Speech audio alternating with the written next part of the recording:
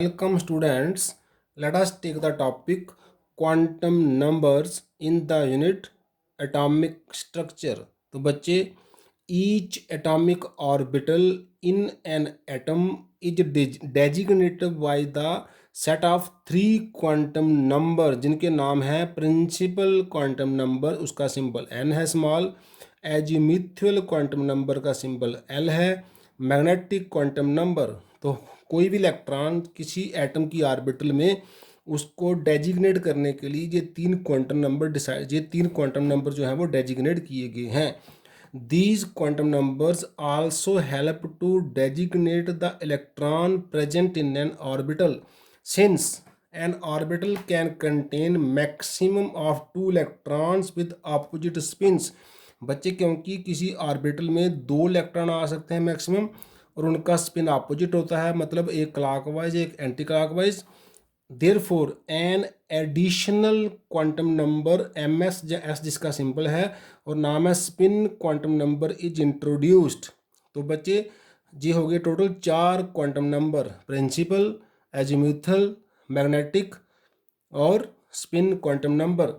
दस each electron in an atom can be completely specified in location and energy.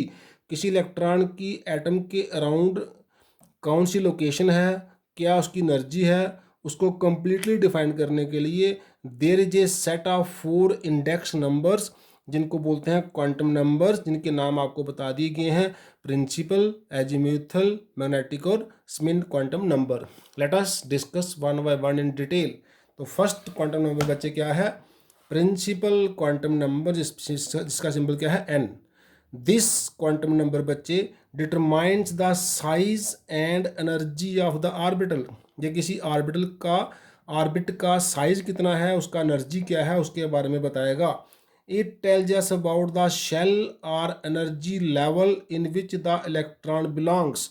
Electron कौन सी shell में है, कौन सी एनर्जी लेवल में है, वो हमें पता चलता है प्रिंसिपल क्वांटम नंबर से। जैसे अगर n का वैल्यू 1 होगा तो मीन्स हमारा इलेक्ट्रॉन फर्स्ट शेल में है, अगर n का वैल्यू 2 होगा तो हमारा इलेक्ट्रॉन सेकंड शेल में है, and so on.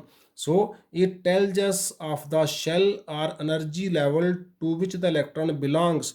It takes positive integer values, जैसे n इक्वल टू क्या है 1 2 3 सो ऑन। तो n1 means electron first shell में है, n2 means electron second shell में है, एंड सो ऑन। बच्चे also n1 means k shell, n2 means l shell, 3 means m shell, 4 means n shell, and so on. These are also k l m n are also the symbols for the various orbits. This quantum number also gives the average distance of the electron from the nucleus, जैसे n equal to 1 means electron nucleus के नज़दीक है, n2 means थोड़ा दूर हो गया, and so on. The number of orbitals in the nth shell is n square. किसी shell में कितनी ऑर्बिटल्स हैं उसका फार्मूला है n स्क्वायर। जैसे फर्स्ट ऑर्बिट में 1 का स्क्वायर 1, एक ही ऑर्बिटल है। सेकंड ऑर्बिट में सेकंड वाली में क्या है, n2, 2 का स्क्वायर 4 ऑर्बिटल्स हैं, and so on. And maximum number of electrons in an orbit is given by 2n square. जैसे फर्स्ट ऑर्बिट n1 है तो 2n स्क्वायर, 2 इंटू 1 का स्क्वायर 2 आंसर आ गया। तो फर्स्ट ऑर्बिट में मैक्सिमम 2 ही इलेक्ट्रॉन हो सकते हैं। ऐसे सेकंड ऑर्बिटल में जब n2 पुट करेंगे 2 इंटू 2 का स्क्वायर हो जाएगा 8, तो सेकंड ऑर्बिटल में मैक्सिमम 8 इलेक्ट्रॉन आ सकते हैं। ऐसे थर्ड ऑर्बिटल में मैक्सिमम 18 इलेक्ट्रॉन आ सकते हैं। फोर्थ में 2n का स्क्वायर करेंगे तो 32 इलेक्ट्रॉन आ सकते हैं। इस तरह से 2n स्क्वायर से हम निकाल सकते हैं किसी भी ऑर्बिट में मैक्सिमम कितने इलेक्ट्रॉन आ सकते हैं। अब हम बात करते हैं second quantum number, azimuthal quantum number, जिसको हम L सिंबल से डिनोट करते हैं। It is also called as orbital angular momentum और सबसाइडरी क्वांटम नंबर भी इसका नाम है। बच्चे it gives 3 dimensional shape of an orbital. किसी ऑर्बिटल जिसमें इलेक्ट्रॉन रहते हैं उसका शेप कैसा है जी हमें L से पता चलता है। It also gives number of sub shells in any given shell. किसी शेल में या किसी ऑर्बिट में कितनी ऑर्बिटल है, कितनी सब शेल है, जो इलेक्ट्रॉन के रहने की कितनी जगह है, जहाँ इलेक्ट्रॉन रहता है उसको बोलते हैं सब शेल या ऑर्बिटल। वो एल से पता चलता है किसी ऑर्बिट में कितनी है। It gives it's value depends on an. इसकी वैल्यू का पता लगाने के लिए हमें एन का पता होना चाहिए। एन क्या है? प्रिंसिपल क्वांटम नंबर, जो हमने पहले पढ़ा। तो number of values of L कितनी होती हैं? जितना एन होता है।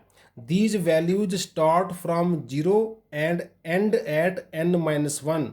जैसे एग्जाम्पल के तौर पर देखिए, अगर एन वन होगा, एल जीरो से स्टार्ट होगा, तो वन माइनस वन जीरो यहीं पे खत्म हो जाएगा। तो वन मीन्स वन वैल्यू होगी, एल का वैल्यू वन होगा, ये वन ही वैल्यू है, एक ही वैल्यू है।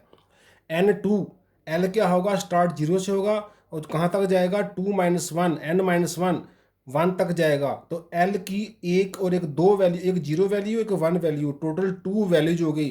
तो जितना एन है उतनी एल की वैल्यूज हैं। एन वन, एल है जीरो है लेकिन वैल्यू वन है। एन टू, एल है जीरो वन है पर वैल्यू भी दो है। ऐसे ही एन थ्री, एल क्या है? Zero one two, three minus one तक जाना है। एन फोर होगा, थ्री तक जाना है। एन फाइव होगा, फोर तक जाना है। स्टार्ट जीरो से करना है, जाना कहाँ तक है? एंड कहाँ करना है? एन माइनस वन पर। तो एन थ्री, एंड करेंगे थ्री माइनस वन टू पर। तो वैल्यूज क्या हो गया एल का? जीरो वन टू, एक दो तीन, थ्री वैल्यूज। ऐसे एन फोर होगा तो फोर वैल्यूज बन जाएंगी, zero one two three and so on. Subshells orbitals corresponding to different values of L are represented as, उनके नाम दिए गए हैं। जैसे जब भी L जीरो होगा उसका नाम S सबशेल होगा, S ऑर्बिटल होगा। जब भी L वन होगा उसका नाम P सबशेल होगा। L टू के लिए D होगा, L थ्री के लिए F होगा एंड सो ऑन।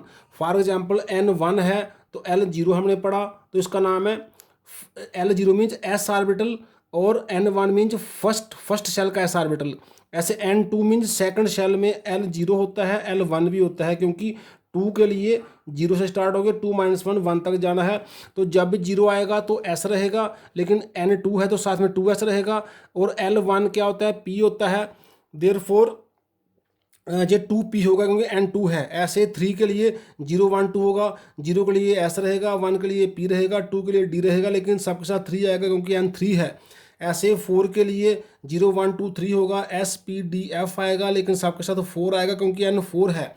हमने क्या करना है? जब भी जीरो होगा एल एस, जब भी वन होगा पी, जब भी टू होगा डी, जब भी थ्री होगा एफ, जब भी फोर होगा जी। फॉर एग्जाम्पल अगर फोर एफ है तो फोर एफ का जो फोर है जो एन फोर फिक्स हो गया। एल एल जहाँ से देखो, एल जो है एफ के लिए थ्री है तो एल एफ के लिए क्या है? थ्री लिख दिया। ऐसे फाइव डी, एन जहाँ पर फाइव फिक्स हो गया, एन फाइव फिक्स हो गया, लेकिन एल डी के लिए देखना है, डी के लिए क्या है? टू, एल टू हो गया। जैसे अगर मैं लिखूँ सिक्स एस तो एन सिक्स फिक्स हो गया क्योंकि सिक्स लगा हुआ है, जो सिक्स ऑर्बिट है, सिक्स शेल है, लेकिन एल क्या है? एस के लिए zero.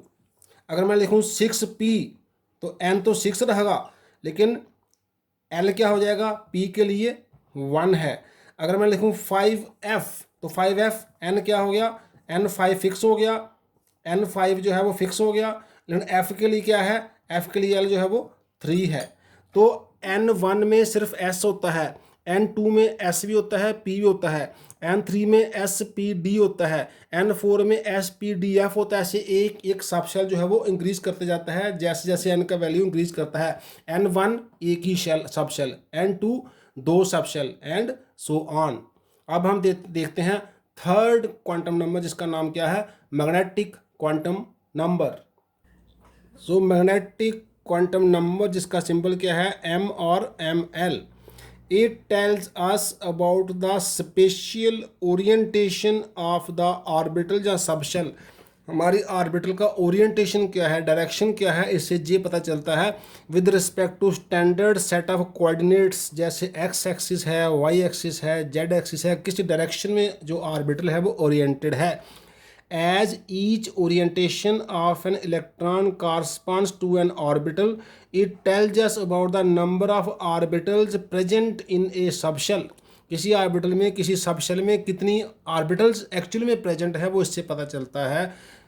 These values depends upon L। जो वैल्यू ऑफ M है वो L पे डिपेंड करती है। जैसे L का वैल्यू N पे करता था, ऐसे ही M का वैल्यू इसके पहले वाले quantum number azimuthal quantum number L पे डिपेंड करता है। They start from minus L to zero and go up to plus L। जैसे अगर L जीरो है, M जीरो ही रहेगा, मीन्स L0 किसका होता है? एस ऑर्बिटल का। सो एस ऑर्बिटल का वन ओरिएंटेशन है, उसका एक ही ओरिएंटेशन है, उसका एक ही ऑर्बिटल है। L1 P का होता है, तो M क्या हो जाएगा? -1 0 + 1 -L 0 + L। सो P ऑर्बिटल के लिए देर आर 3 ओरिएंटेशंस, 1 2 3। तो P ऑर्बिटल जो है वो 3 डायरेक्शन में ओरिएंटेड है। ऐसे L2 किसका होता है?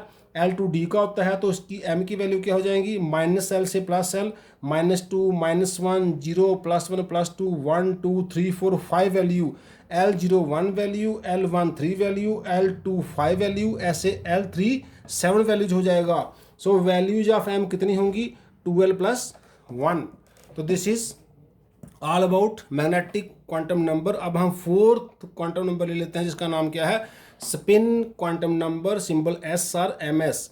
It gives us an idea about the spinning of an electron about its own axis. जैसे इलेक्ट्रॉन क्लॉकवाइज चल रहा है या एंटी क्लॉकवाइज चल रहा है, वो स्पिन क्वांटम नंबर से हमें पता चलता है।